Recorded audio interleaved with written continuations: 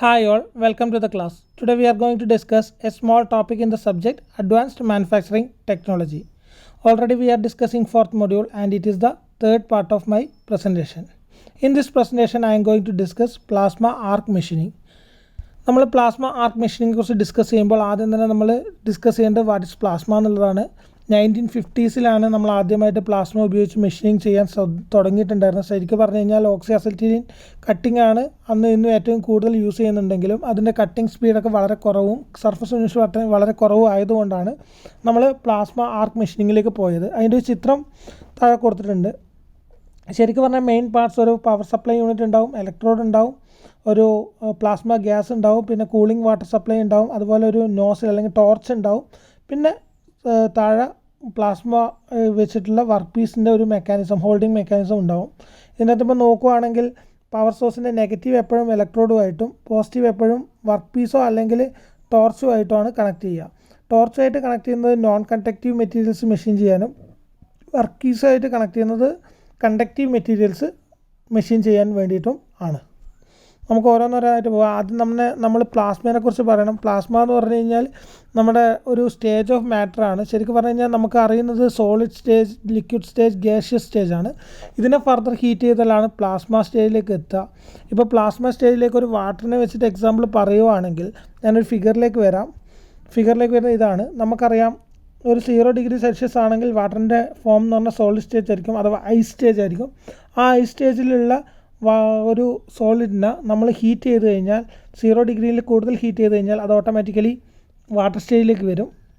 Water സ്റ്റേജിൽ നമുക്കതിനെ വീണ്ടും ഹീറ്റ് ചെയ്താൽ വാട്ടർ സ്റ്റേജിൽ തന്നെ കുറേ നേരം മെയിൻറ്റെയിൻ ചെയ്യും. അറൗണ്ട് 100 ഡിഗ്രി സെൽഷ്യസ് അല്ലെങ്കിൽ 212 ഫാരൻഹീറ്റ് വരെ അത് വാട്ടർ ലിക്വിഡ് സ്റ്റേജിൽ തന്നെ ഒക്കർ ചെയ്യും. പിന്നെയും ഫർദർ ഹീറ്റ് ചെയ്ത് കഴിഞ്ഞാൽ അത് സ്റ്റീമിലേക്ക് പോകും. 100 ഡിഗ്രി സെൽഷ്യസിന് മുകളിൽ ഹീറ്റ് ചെയ്ത് കഴിഞ്ഞാൽ ആ സ്റ്റീം എന്ന് പറഞ്ഞാൽ ഒരു ഗ്യാഷ്യസ് ഫോമാണ്. ആ ഗ്യാഷ്യസ് ഫോമിൽ ഫർദർ വീണ്ടും ഹീറ്റ് ചെയ്ത് കഴിഞ്ഞാൽ അറൗണ്ട് 22,000 ഫാരൻഹീറ്റ് മുതൽ 50,000 ഫാരൻഹീറ്റ് വരെ ഹീറ്റ് ചെയ്ത് കഴിഞ്ഞാൽ ഓട്ടോമാറ്റിക്കലി ഈ സ്റ്റീം ഒരു പ്ലാസ്മ സ്റ്റേജിലേക്ക് കൺവേർട്ട് ആകും. പ്ലാസ്മ സ്റ്റേജ് എന്ന് പറഞ്ഞാൽ ഒരു അയണൈസ്ഡ് സ്റ്റേജാണ്. ഈ സ്റ്റേജിൽ ഈ വാട്ടറിന് ഇലക്ട്രിസിറ്റി കണ്ടക്ട് ചെയ്യാനുള്ള പ്രോപ്പർട്ടിയും കൂടി ഒക്കർ ചെയ്യും എന്നുള്ളതാണ് ഇതിൻ്റെ ഏറ്റവും വലിയ അഡ്വാൻറ്റേജ്. അഥവാണ് പ്ലാസ്മേനെ നമ്മൾ അട്രാക്റ്റ് ചെയ്ത് നിർത്തുന്ന ഒരു കാര്യം. അതാണ് ഇത്രയും ഡീറ്റെയിൽ ആയിട്ട് ഇവിടെ ഡിസ്ക്രൈബ് ചെയ്തിരിക്കുന്നത്. 20,000 ഫാരൻഹീറ്റ് ടു 50,000 ഫാരൻഹീറ്റ് എന്ന് പറഞ്ഞാൽ അറൗണ്ട് 11,000 സെൻറ്റിഗ്രേഡ് മുതൽ 28,000 സെൻറ്റിഗ്രേഡ് വരെ വരും എന്നുള്ളതും ഒന്ന് ഓർത്ത് വെക്കുക. രണ്ട് വിധത്തിലാണ് നമ്മൾ ഇൻഡസ്ട്രീസിൽ പ്ലാസ്മ പ്രൊഡ്യൂസ് ചെയ്യുന്നത്. ഒന്ന് നോൺ ട്രാൻസ്ഫർ ടൈപ്പ് മെത്തേഡും രണ്ടാമത്തെ ട്രാൻസ്ഫർ ടൈപ്പ് മെത്തേഡും രണ്ടും ഉപയോഗിച്ച് നമുക്ക് പ്ലാസ്മ ജനറേറ്റ് ചെയ്യാം. നോർമലി നോൺ കണ്ടക്റ്റീവ് ആയിട്ടുള്ള മെറ്റീരിയൽസ് മെഷീൻ ചെയ്യാൻ വേണ്ടിയിട്ടാണ് non transfer type plasma production use ചെയ്യുന്നത്. കണ്ടക്റ്റീവ് ആയിട്ടുള്ള മെറ്റീരിയൽസ് മെഷീൻ ചെയ്യാൻ വേണ്ടിയിട്ട് നമ്മൾ ട്രാൻസ്ഫർ ടൈപ്പും യൂസ് ചെയ്യും. ഇതിൻ്റെ ചിത്രം നോക്കിയിട്ടാണ് ഡിഫറൻസ് കാണുക. ചിത്രം ഓൾമോസ്റ്റ് കാണുമ്പോൾ ഒരുപോലെ തോന്നുമെങ്കിലും ഇലക്ട്രോഡിൽ രണ്ട് കേസിലും നെഗറ്റീവാണ് കൊടുത്തിരിക്കുന്നത്. ഇത് നോൺ കണ്ടക്റ്റീവ് മെറ്റീരിയൽസ് കൊടുക്കുന്നതുകൊണ്ട് തന്നെ ഇതിൻ്റെ വർക്ക് പീസിൽ നമുക്ക് പോസിറ്റീവ് കൊടുത്തുകൊണ്ട് യാതൊരു ഗുണവും ഉണ്ടാവില്ല, ഇൻസുലേറ്ററാണ്. അതുകൊണ്ട് തന്നെ നമ്മൾ ഇതിൻ്റെ ടോർച്ച് അല്ലെങ്കിൽ നോസിലാണ് പോസിറ്റീവ് കൊടുക്കുന്നത്. ട്രാൻസ്ഫർ ടൈപ്പ് ആണെങ്കിൽ വർക്ക് പീസിൽ പോസിറ്റീവാണ് കൊടുക്കുക. ഇപ്പോൾ ഈ രണ്ടും നോക്കുക. ഈ സമയത്ത് ഓട്ടോമാറ്റിക്കലി ഇലക്ട്രോഡിന് ഹൈ ഇലക്ട്രിസിറ്റി കൊടുക്കുന്ന സമയത്ത് ഇവിടുന്ന് ഇലക്ട്രോൺ ജമ്പിങ് ഉണ്ടാവും. ആ ഇലക്ട്രോൺ ജമ്പിങ് നേരെ ആനോഡിലേക്ക് പോകാനാണ് ശ്രമിക്കുക. അന്നേരം ഇതിൻ്റെ ഇടയിൽ ഈ ഇലക്ട്രോഡിൻ്റെയും ആനോഡിൻ്റെയും ഇടയിൽ പ്ലാസ്മ ഗ്യാസ് ഫില്ല് ചെയ്തിട്ടുണ്ട്.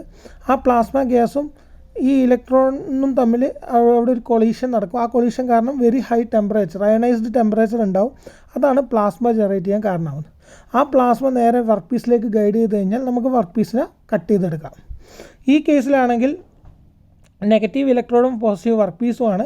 ഇതിൻ്റെ അകത്ത് നേരെ ഇലക്ട്രോൺസ് ഡയറക്റ്റ് ചെയ്യുക വർക്ക് പീസിൻ്റെ അടുത്തേക്കാണ്. പക്ഷേ അതിൻ്റെ ഇടയിൽ നേരത്തെ പറഞ്ഞ പോലെ പ്ലാസ്മ ഗ്യാസ് പ്രസൻറ്റ് ചെയ്യുന്നുണ്ട്. ആ പ്ലാസ്മ ഗ്യാസ് ഇതിൻ്റെ മുകളിൽ ഇടയിൽ കൊളൈഡ് ചെയ്യും. ഓട്ടോമാറ്റിക്കലി അയണൈസ്ഡ് സ്റ്റേജിലേക്ക് വരും, പ്ലാസ്മ സ്റ്റേജിലേക്ക് വരും. ആ പ്ലാസ്മ ഉപയോഗിച്ച് നമുക്ക് മെറ്റീരിയൽ കട്ട് ചെയ്യാം. ഇവിടെ നിങ്ങൾക്ക് നോക്കാം, രണ്ടിൻ്റെയും ട്രാൻസ്ഫേർഡ് ആയാലും നോൺ ട്രാൻസ്ഫേർഡ് ആയാലും വർക്ക് പീസിൽ എങ്ങനെയാണ് മെറ്റീരിയൽ റിമൂവൽ വരുന്നതെന്നുള്ളത്, ഏകദേശം ഹീറ്റ് എഫക്ട് സോൺ എങ്ങനെ വരുന്നതെന്നുള്ളത് മനസ്സിലാവും. ഇവിടെ ഒരു സെക്കൻഡറി ഓപ്പണിംഗ് കൊടുത്തിട്ടുണ്ട്. ഇത് കൂളിംഗ് വാട്ടറിന് വേണ്ടിയിട്ടാണ് ഈ ഓപ്പണിംഗ് കൊടുത്തിരിക്കുന്നത്. രണ്ട് കേസിലും കൂളിംഗ് വാട്ടറിന് വേണ്ടിയിട്ടാണ് ഈ സൈഡിലുള്ള സെക്കൻഡറി ഓപ്പണിംഗ് കൊടുത്തിരിക്കുന്നത്. അത് വളരെ ഡീറ്റെയിൽ ആയിട്ട് ഇവിടെ കൊടുത്തിട്ടുണ്ട്. ഏറ്റവും ഇമ്പോർട്ടൻ്റ് ആയിട്ടുള്ള കാര്യം, നോൺ ട്രാൻസ്ഫർ ടൈപ്പ് ആണെങ്കിൽ തെർമൽ എഫിഷ്യൻസി വളരെ കുറവായിരിക്കും, 65 to 75 ആയിരിക്കും. പക്ഷേ ട്രാൻസ്ഫേർഡ് അഥവാ നമ്മളുടെ ട്രാൻസ്ഫേർഡ് പ്ലാസ്മ പ്രൊഡക്ഷൻ ആണെങ്കിൽ അതിൻ്റെ thermal efficiency around 85 to 90 degree Celsius ആയിരിക്കും എന്നുള്ളതും വളരെ ഇമ്പോർട്ടൻ്റ് ആയിട്ടുള്ള കാര്യമാണ്. പിന്നെ ട്രാൻസ്ഫേർഡ് കണ്ടക്റ്റീവിലും നോൺ കണ്ടക്റ്റീവിലുമാണ് നമ്മൾ യൂസ് ചെയ്യുന്നത്. പ്ലാസ്മ ആർക്ക് മെഷീനിങ്ങിൻ്റെ അഥവാ കട്ടിങ്ങിൻ്റെ മെയിൻ കമ്പോണൻസ് എലമെൻറ്റ്സ് എന്തൊക്കെയാണെന്ന് നോക്കാം. ഒന്നാമത് പവർ സപ്ലൈ സിസ്റ്റം വേണം, ഗ്യാസ് സപ്ലൈ സിസ്റ്റം വേണം, കൂളിംഗ് വാട്ടർ സപ്ലൈ സിസ്റ്റം വേണം, പ്ലാസ്മ ടോർച്ചും വേണം. ഇത്രയും സാധനം ഉണ്ടെങ്കിൽ നമുക്ക് പ്ലാസ്മ ആർക്ക് കട്ടിങ് അല്ലെങ്കിൽ മെഷീനിങ് ചെയ്യാൻ സാധിക്കും. പവർ സപ്ലൈ സിസ്റ്റം നോർമലി നമ്മൾ നേരത്തെ പറഞ്ഞു, നമ്മുടെ ഇലക്ട്രോഡ് ടങ്സ്റ്റൺ ആണ് പൊതുവെ ഉപയോഗിക്കുക. അവിടെ നമ്മൾ നെഗറ്റീവ് സപ്ലൈയും വർക്ക് പീസ് അല്ലെങ്കിൽ നോസിലേക്ക് പോസിറ്റീവ് സപ്ലൈയുമാണ് കൊടുക്കുന്നത്. അന്നേരം നമുക്ക് ഈ പൊളാരിറ്റി വളരെ ഇമ്പോർട്ടൻ്റ് ആണ്. ആ പൊളാരിറ്റി കിട്ടേണ്ടതുകൊണ്ട് നെഗറ്റീവും പോസിറ്റീവും കിട്ടേണ്ടതുകൊണ്ട് തന്നെ നോർമലി നമ്മൾ പവർ സപ്ലൈ യൂണിറ്റിന് യൂസ് ചെയ്യുക DC പവർ സോഴ്സാണ്. അതും അറൗണ്ട് 240 വോൾട്ട് മുതൽ 400 വോൾട്ട് വരെയുള്ള DC സപ്ലൈ ആണ് നമ്മൾ ഇതിന് യൂസ് ചെയ്യുക. പിന്നെ ഔട്ട്പുട്ട് കറണ്ട് എത്രയാണോ അതിനെ ഡിപ്പെൻഡ് ചെയ്തിട്ടാണ് കട്ടിങ് സ്പീഡും അതുപോലെ കട്ട് തിക്നെസ്സും എല്ലാം തന്നെ വർക്ക് ചെയ്യുന്നത്. പിന്നെ രണ്ടാമത്തേതായിരുന്നു ഗ്യാസ് സപ്ലൈ സിസ്റ്റം. നമുക്ക് പ്ലാസ്മ ഗ്യാസ് വളരെ ഇമ്പോർട്ടൻ്റ് ആണ്. അന്നേരം പ്ലാസ്മ ഗ്യാസായിട്ട് നമുക്ക് പലതും ഉപയോഗിക്കാം. എയർ ഉപയോഗിക്കാം, നൈട്രജൻ ഉപയോഗിക്കാം, ആർഗൺ അല്ലെങ്കിൽ ഹൈഡ്രജൻ ഉപയോഗിക്കാം, അതല്ലെങ്കിൽ ഓക്സിജൻ ഉപയോഗിക്കാം. പക്ഷേ ഇതിൻ്റെ പ്രഷർ ആൻഡ് ഫ്ലോ റേറ്റ് വളരെ ഒപ്റ്റിമൈസ്ഡ് ആയിരിക്കണം, അല്ലെങ്കിൽ നമുക്ക് ആവശ്യമുള്ള വിധത്തിൽ പ്ലാസ്മ ജനറേറ്റ് ചെയ്യാൻ സാധിക്കില്ല. ചില സമയത്ത് ഇൻക്രീസ്ഡ് ഗ്യാസ് ആണെങ്കിൽ അവിടെ ഒരു ടർബുലൻസ് ഫോം ചെയ്യാൻ സാധ്യതയുണ്ട്. ഒരു പ്ലാസ്മ സ്ട്രീം വളരെ ആക്റ്റീവായിട്ട് പോവില്ല. കുറവാണെങ്കിൽ ഓട്ടോമാറ്റിക്കലി അവിടെ ഒരു ഡിസ്കണ്ടിന്യൂറ്റി അഥവാ നമുക്ക് വേണ്ട വിധത്തിൽ മെഷീനിങ് പ്രോപ്പറായിട്ടും ഷാർപ്പ് എഡ്ജും പ്രൊഡ്യൂസ് ചെയ്യാൻ സാധിക്കാത്തതും വരും. അതുകൊണ്ട് കറക്റ്റ് ഫ്ലോ റേറ്റിലും കറക്റ്റ് പ്രഷറിലുമാണ് ഗ്യാസ് ഇതിൻ്റെ ഉള്ളിലേക്ക് മെഷീനിങ് പ്രോസസ്സിലേക്ക് വരുന്നതെന്നുള്ളത് ഉറപ്പുവരുത്താൻ വേണ്ടിയിട്ടാണ് ഗ്യാസ് സപ്ലൈ സിസ്റ്റം യൂസ് ചെയ്യുന്നത്. പല വിധത്തിലെ ഗ്യാസ് ഉണ്ടെന്ന് പറഞ്ഞു. ഏറ്റവും ഇമ്പോർട്ടൻ്റ് ആയിട്ടുള്ളതാണ് എയർ പ്ലാസ്മ. എയർ പ്ലാസ്മയിൽ നമ്മൾ അൺകണ്ടാമിനേറ്റഡ് ആയിട്ടുള്ള ഡ്രൈ എയർ ആണ് യൂസ് ചെയ്യുന്നത്. കാരണം കണ്ടാമിനേഷൻ വന്നു കഴിഞ്ഞാൽ അതിൻ്റെ ഇടയിൽ വരുന്ന പ്രൊഡക്റ്റ് കാരണം പ്ലാസ്മ ജനറേഷൻ അത് ഡിപ്പെൻഡ് ചെയ്യും. അഥവാ അതൊരു അയണൈസ്ഡ് സ്റ്റേജിലേക്ക് വരുമ്പോൾ ഇത് ഡിസ്റ്റർബൻസ് ആയിട്ട് ഒക്കെ ചെയ്യും. അതുകൊണ്ട് അൺകണ്ടാമിനേറ്റഡ് എയർ തന്നെ യൂസ് ചെയ്യണം. മോയ്സ്ചർ വന്നു കഴിഞ്ഞാലും ബുദ്ധിമുട്ടാണ്. മോയ്സ്ചർ വന്നു കഴിഞ്ഞാൽ ടോർച്ചിൻ്റെ ലൈഫ് അഥവാ പ്ലാസ്മ ടോർച്ചിൻ്റെ ലൈഫ് റെഡ്യൂസ് ആവാൻ സാധ്യതയുണ്ട്. അതുകൊണ്ട് വളരെ ഡ്രൈ ആയിട്ടുള്ള എയർ തന്നെ നമ്മൾ യൂസ് ചെയ്യണം. ഏറ്റവും കൂടുതലായിട്ട് യൂസ് ചെയ്യുന്നത് എയർ പ്ലാസ്മയാണ്. ഇത് നോർമലി ഫെറസ് മെറ്റീരിയൽസും കാർബൺ ബേസ്ഡ് മെറ്റീരിയൽസും മെഷീൻ ചെയ്യാൻ വേണ്ടിയിട്ടാണ് യൂസ് ചെയ്യുന്നത്. രണ്ടാമത് വരുന്നതാണ് നൈട്രജൻ പ്ലാസ്മ. ഇതൊരു സിംഗിൾ സിസ്റ്റമായിട്ട് യൂസ് ചെയ്യാറില്ല. പൊതുവേ നൈട്രജൻ പ്ലാസ്മ യൂസ് ചെയ്യുമ്പോൾ അതിനൊരു സെക്കൻഡറി ഗ്യാസ് വളരെ നിർബന്ധമാണ്, അതിനൊരു ക്യാവിറ്റി പോലെ ഫോം ചെയ്യാൻ വേണ്ടിയിട്ട്. ഈ നൈട്രജൻ പ്ലാസ്മ നോർമലി എയർ പ്ലാസ്മേനേക്കാൾ ലൈഫ് കൂടിയതും നോർമലി നോൺ ഫെറസ് അഥവാ അലുമിനിയം, സ്റ്റെയിൻലെസ് സ്റ്റീൽ അങ്ങനെയുള്ള മെറ്റീരിയൽസ് മെഷീൻ ചെയ്യാനുമാണ് നൈട്രജൻ പ്ലാസ്മ നമ്മൾ യൂസ് ചെയ്യുന്നത്. പിന്നെ മൂന്നാമത് വരുന്നതാണ് ആർഗൺ ഹൈഡ്രജൻ പ്ലാസ്മ. അതൊരു മിക്സ്ചറാണ്. ഒരു 65% ആർഗണും 35% ഹൈഡ്രജനും മിക്സ് ചെയ്തിട്ട് യൂസ് ചെയ്യുന്ന ഒരു മെത്തേഡാണ് ആർഗൺ ഹൈഡ്രജൻ പ്ലാസ്മ എന്ന് പറയുന്നത്. ഈ ഗ്യാസ് നമ്മൾ പൊതുവേ യൂസ് ചെയ്യുന്നത് ഹൈ തിക്നെസ് ആയിട്ടുള്ള മെറ്റീരിയൽസ് കട്ട് ചെയ്യാൻ വേണ്ടിയിട്ടാണ്. ആ സമയത്ത് ഹൈ തിക്നെസ് ആയിട്ടുള്ളൊരു മെറ്റീരിയൽ ഉണ്ടെങ്കിൽ അതിൻ്റെ അകത്തേക്ക് ഇതിനെ ഗൈഡ് ചെയ്ത് കഴിഞ്ഞാൽ ഓട്ടോമാറ്റിക്കലി നമുക്ക് മെറ്റീരിയൽസ് നല്ല തിക്കായിട്ടുള്ള മെറ്റീരിയൽസ് റിമൂവ് ചെയ്തെടുക്കാൻ പറ്റും. അതിനാണ് നമ്മൾ ആർഗൺ ഹൈഡ്രജൻ പ്ലാസ്മ ഉപയോഗിക്കുന്നത്. വേറൊന്നാണ് ഓക്സിജൻ പ്ലാസ്മ. പ്യുവർ ഓക്സിജനാണ് ഇവിടെ യൂസ് ചെയ്യുക. കട്ടിങ് സ്പീഡ് വളരെ കൂട്ടേണ്ട കണ്ടീഷനിലും ഫെറസ് മെറ്റീരിയൽസ് കട്ട് ചെയ്യേണ്ട കണ്ടീഷനിലും നമുക്ക് ഓക്സിജൻ പ്ലാസ്മയും കൂടി യൂസ് ചെയ്യാൻ പറ്റുന്നതാണ്. ഇനി കൂളിംഗ് വാട്ടർ സിസ്റ്റം, മൂന്നാമത്തെ ഭാഗമായിട്ട് വരുന്നത് കൂളിംഗ് വാട്ടർ സിസ്റ്റമാണ്. നമ്മൾ പ്ലാസ്മ എന്ന് പറഞ്ഞാൽ വളരെ ഹൈ ടെമ്പറേച്ചറിലുള്ളൊരു സാധനമാണ്. അത് വർക്ക് പീസിൽ വന്നു കഴിഞ്ഞാൽ അവിടെ തെർമൽ പ്രോപ്പർട്ടീസ് ചേഞ്ച് ചെയ്യാൻ സാധ്യതയുണ്ട്. എവരി ഏരിയ ഡിപ്പെൻഡ് ചെയ്യാൻ സാധ്യതയുണ്ട്. അതുകൊണ്ട് തന്നെ നമ്മുടെ വർക്ക് നടക്കുന്നതിന് തൊട്ട് പുറത്തായിട്ട് ഇതിനെ ഫുള്ളായിട്ട് കൂൾ ചെയ്യാൻ വേണ്ടിയിട്ട് ഒരു കൂളിംഗ് വാട്ടർ സിസ്റ്റം കൂടി പ്രൊഡ്യൂസ് ചെയ്യണം. ആ കൂളിംഗ് വാട്ടർ സിസ്റ്റം പ്ലാസ്മ ടോർച്ചിൻ്റെ ഒരു സെക്കൻഡറി കോയിലിലേക്ക് കൂടിയാണ് നോർമലി വരുന്നത്.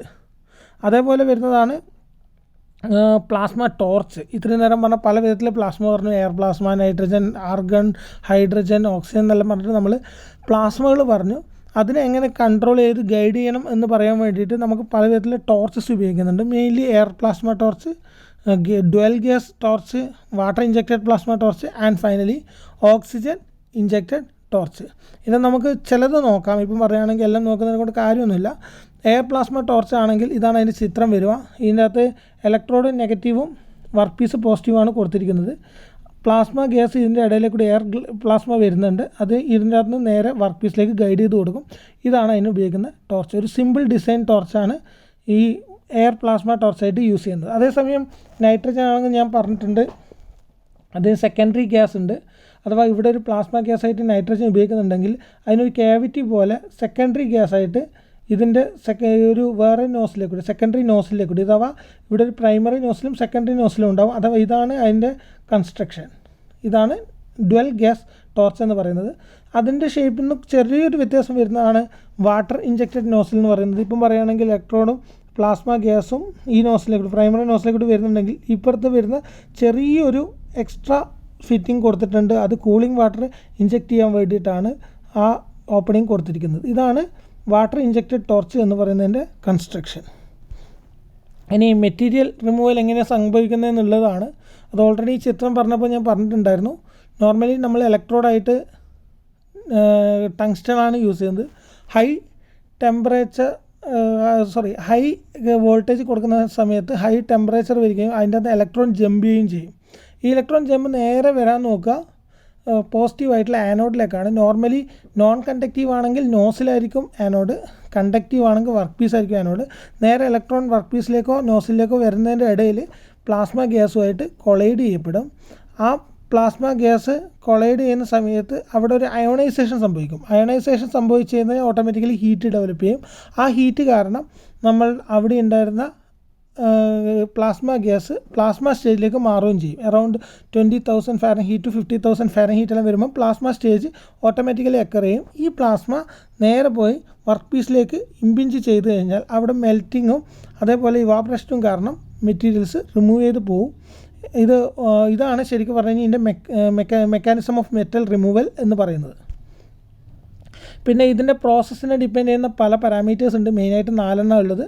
കട്ടിങ് സ്പീഡ്, കട്ടിങ് കറണ്ട്, അതേപോലെ കട്ടിങ് ഹൈറ്റ് അല്ലെങ്കിൽ അതിന് സ്റ്റാൻഡ് ഓഫ് ഡിസ്റ്റൻസ് എന്ന് പറയും.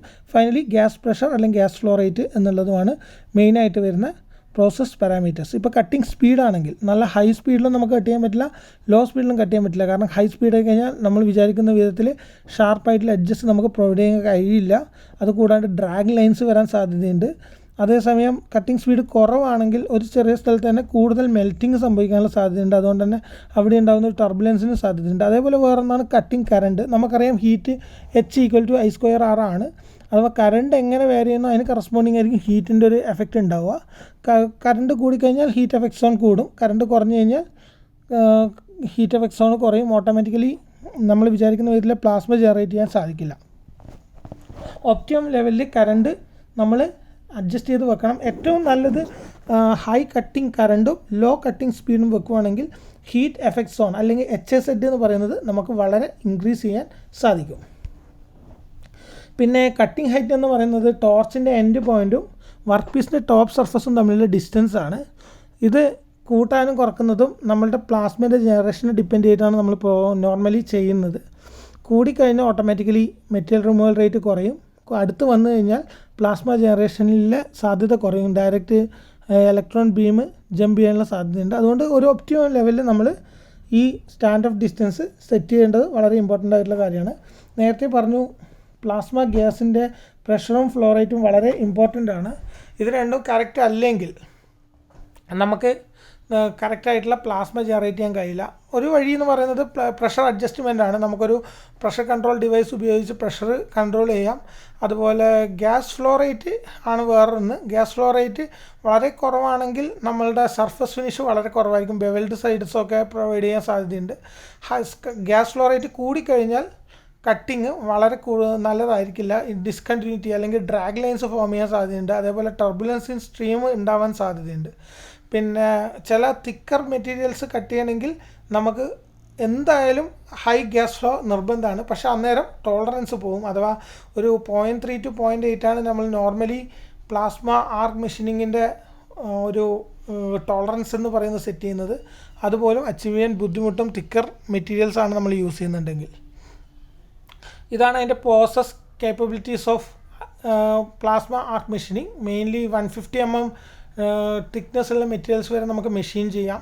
പക്ഷേ ടോളറൻസ് 0.3 to 0.8 മാത്രമേ മാക്സിമം അച്ചീവ് ചെയ്യാൻ കഴിയുള്ളൂ.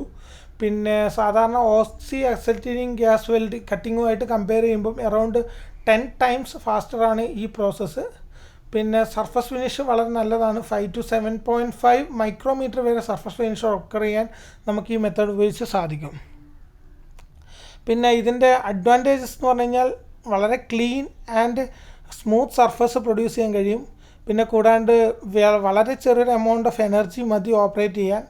And it's not require any complicated maintenance, അതൊന്നും ആവശ്യമില്ല. ഓക്സി ഫ്യൂവൽ കട്ടിങ്ങുമായിട്ട് കമ്പയർ ചെയ്യുമ്പോൾ വളരെ എക്കണോമിക്കലാണ് നമ്മളുടെ പ്ലാസ്മ ആർക്ക് മെഷീനിങ് എന്ന് പറയുന്നത്.